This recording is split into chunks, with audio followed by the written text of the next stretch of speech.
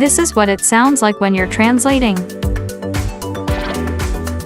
This is what it sounds like when you're translating.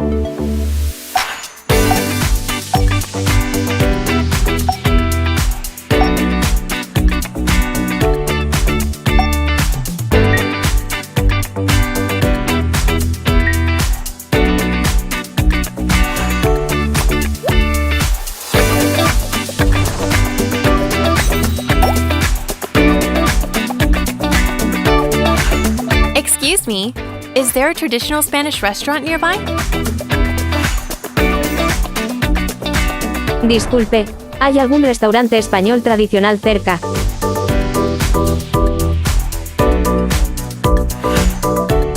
Hola, hay un restaurante famoso al otro lado de la calle.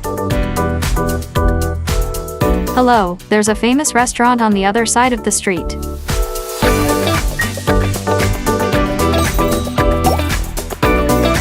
How long does it take on foot?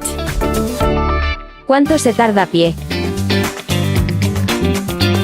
Unos 5 minutos. No olvides probar el plato estrella. About 5 minutes. Don't forget to try the signature dish.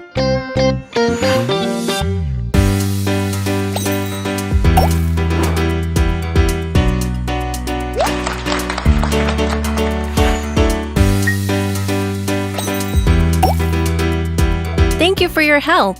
I will try your recommendation. Gracias por su ayuda. Voy a probar su recomendación. Un placer. Espero que te guste. My pleasure.